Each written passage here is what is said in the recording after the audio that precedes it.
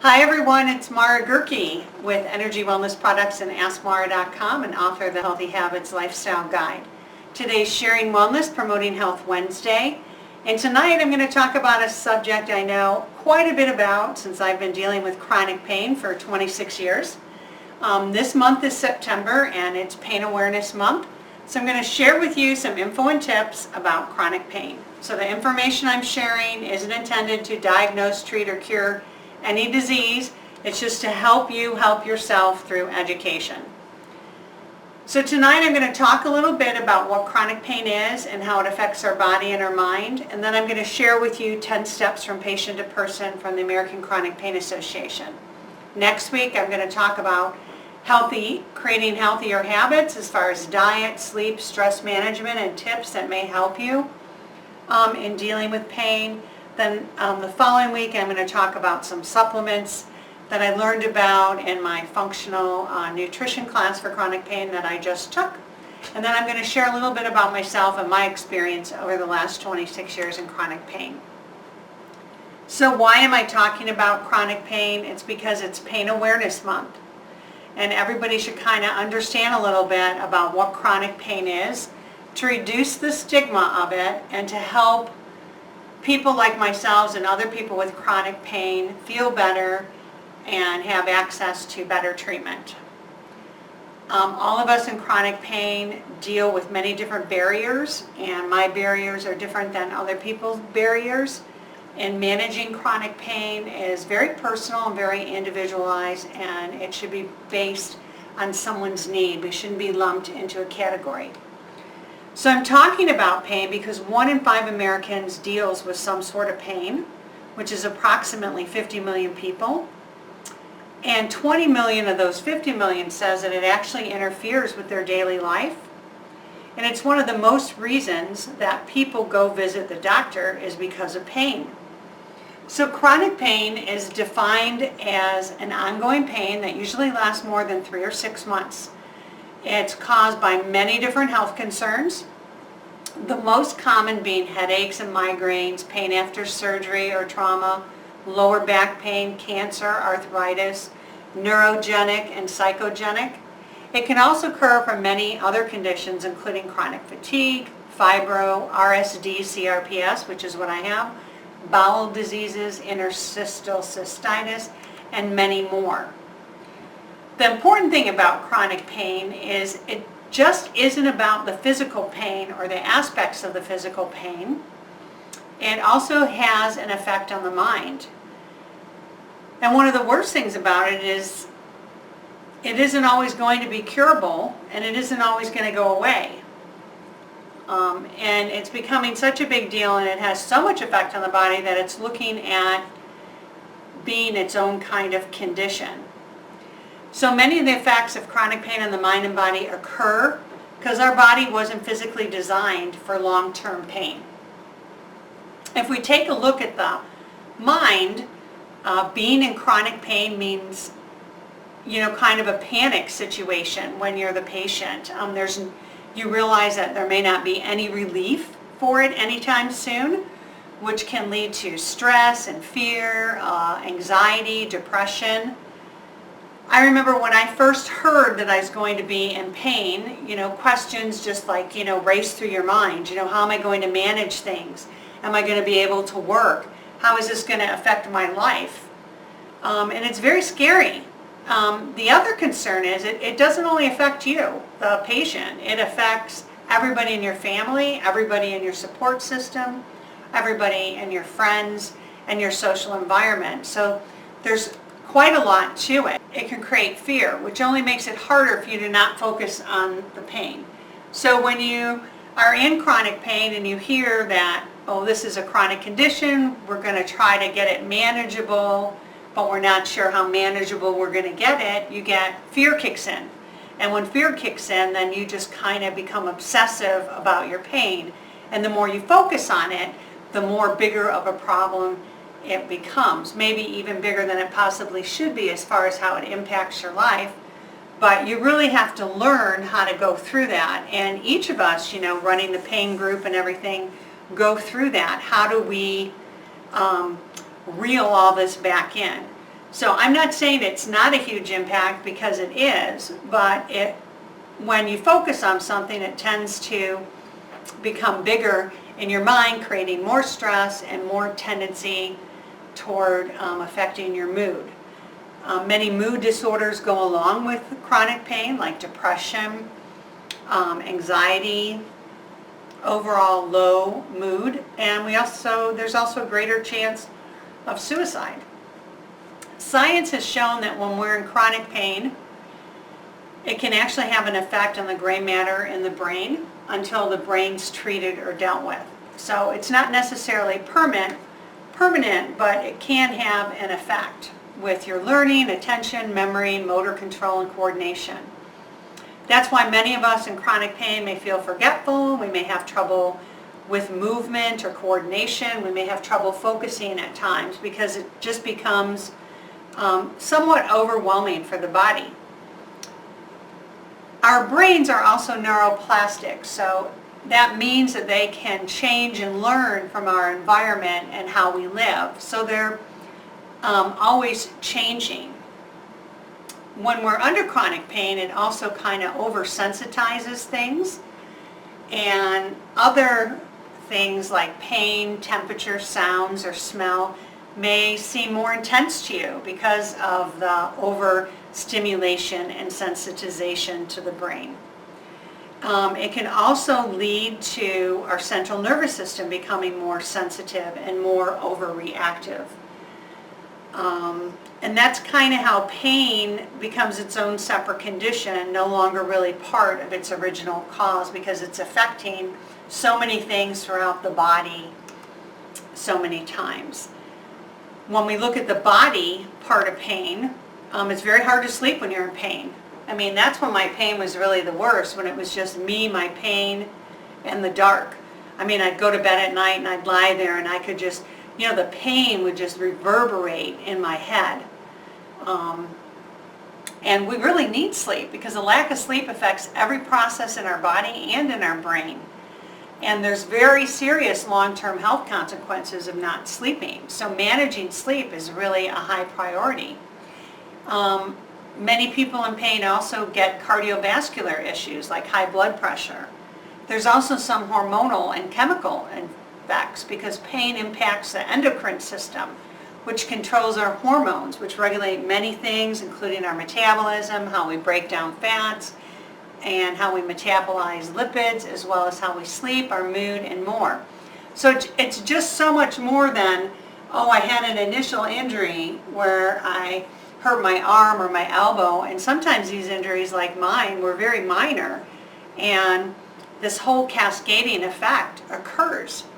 Pain and stress also have a really vicious relationship, because pain creates stress, and stress creates more pain. So just a vicious interaction between those two, creating a never-ending cycle for many people, creating more cortisol, which creates more inflammation, which leads to chronic inflammation, which is another problem all in itself. Cortisol also increases the fight or flight response and that feeling of fear, which engages the adrenaline, which gives the body a priority to deal with the chronic stress and inflammation, responding to an emergency. So it increases your breathing, your eyes dilate, it sends blood flow to the areas of your body so you can run away. And then while all this is going on in the body, and your body's focusing on this threat of the chronic pain and all the hormones and messengers going on, it put other functions in your body on hold, especially your digestive system, which ties into our production of the feel-good hormone of serotonin and our immune system. So you can see how complex chronic pain is, and why some days, if you know somebody in chronic pain, a family member, a spouse, a friend, a significant other, some days they seem to do really well, and other days not so well. And I think that's one of the hardest parts about being in chronic pain, because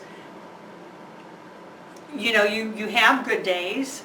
I don't think you have good days. I think you have days that are better than other days. So for you, it's a good day because there is a point of a new normal. But you have this continually going on, and there's so much that impacts it. Our diet impacts it, how well we sleep impacts it, how much our stress is, the weather. A lot of people in chronic pain will tell you, and science shows as the barometric pressure goes up and down, it impacts how we feel, how much we ache. So there's, stressor in a family. All these things contribute to how you feel. And you have all these physiological things going on inside as your body's response to feeling this chronic pain. So it's very complex, and managing it and living with it is a journey all its own, one that I've been on for 26 years, and which is really why I do this, because I really feel compelled to share my story, my successes, and my not so successes with other people in hopes to help them. In managing chronic pain, Penny Cowan from the American Chronic Pain Association has what she calls 10 steps from patient to person. And the first step is accepting where you are. You can't improve where you are if you don't accept where you are. And accepting isn't giving up. It's not, I'm throwing in the towel.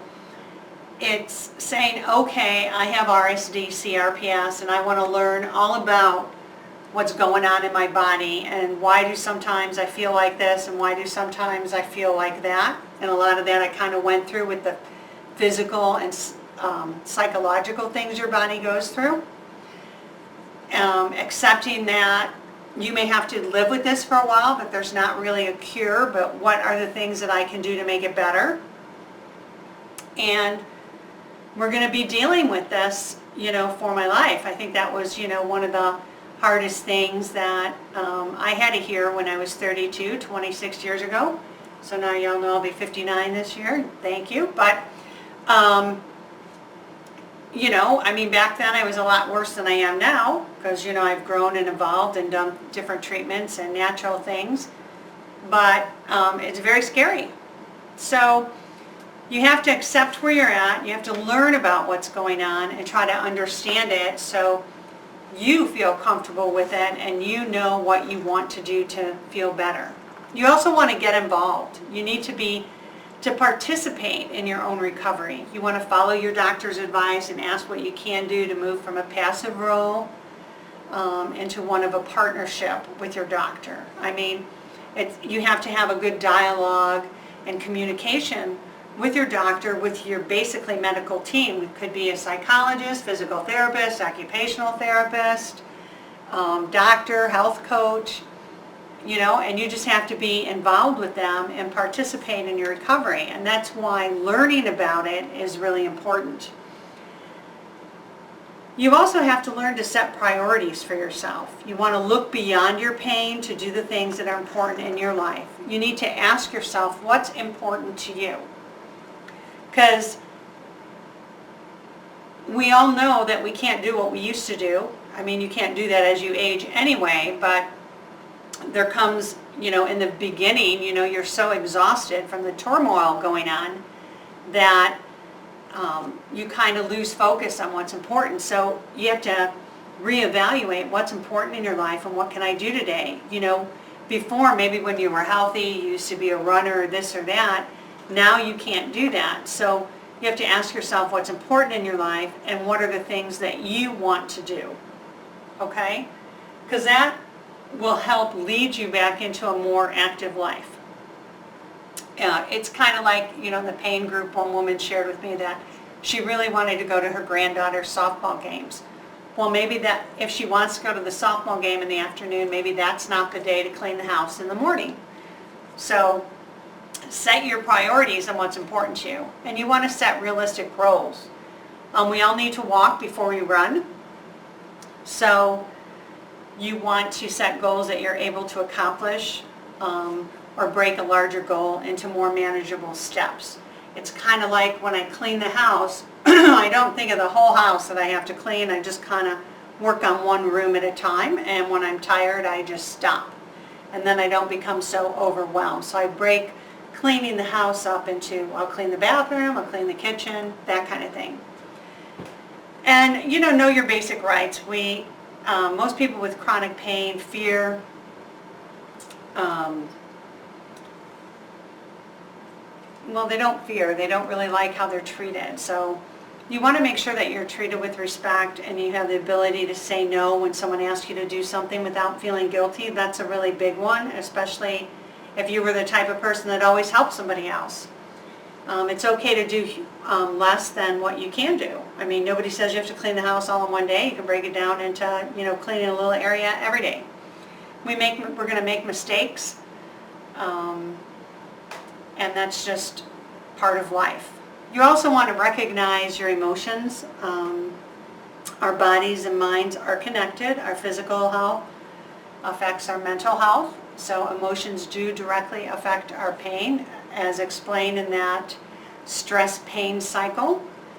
So if you're dealing with feelings, deal with them. So it will reduce your stress and decrease your pain. And take time to relax, especially when you're stressed out. There's many different relaxation exercises you can do, including deep breathing. Exercise. Most people in pain are afraid to exercise, and we really need to move. One of the physical parts of pain is when we're in pain, we risk atrophy because a whole physical thing goes on. Your left foot hurts, so you don't use it as much as you used to, so you overcompensate, which has a tendency to make it atrophy or become not as conditioned as it needs to be, putting more stress maybe on the right foot. Then you're overusing that area, and there's an imbalance, which also affects the muscles, the tendons, and the neurons. So you really need to focus on exercise. Unused muscles actually are more painful in the body than toned, flexible ones. So if you're having trouble identifying what exercise you can do, then talk to a physical therapist or someone on your medical team. And then look at the whole picture. Look at your priorities, your goals, your rights, how you're dealing with your feelings, relaxing, regaining control of your body. And you'll soon see that there's a lot more important things in your life than just focusing on your pain or the things you can't do that you used to do. So you can have a normal life in spite of chronic pain. I'm standing here talking to you. Many people like myself have made it through the hurdles doing these 10 steps. And then, reach out for help. That's why I run a support group. It's really beneficial to talk to people that understand how you feel and have felt what you feel, and can share with you how things that they did to help. It's really great to support and learn from each other. So next week we're going to talk a little bit more about creating healthy habits, especially with chronic pain, on what science is kind of showing as far as diet, what foods to eliminate, what foods not to eliminate, a little bit about tips for better sleep, maybe some stress management tips, talk a little bit more about exercise and the benefits of it for pain, and how pain, affects the muscles and everything, the importance of water. And then the following week we'll probably go a little bit into supplements, fatty acids, glutamine, gut health, those kind of things, Bach flowers and essential oils for helping with stress and emotions. And then I'm going to share a little bit about my story, my journey with medicine, natural health, and the products that I use that help. So I hope this gave you some insight into the complexity of chronic pain, and that there's 50 million of us dealing with it on a daily basis. I mean, statistics say 80% of the population is going to experience some sort of back pain in their life. So you don't have to look sick to be sick, or you don't have to look unwell to be dealing with something like chronic pain that has such a complex physio, psychological aspect on overall health. So if you enjoyed this video and you found some tips from it and found it helpful, please share it, because I'm hoping to help people and get the word out that they're not out there, they're not alone. It is complex, and there's a reason sometimes for what's going on in their body. So thanks for watching, and I'll see you next week. Have a great week.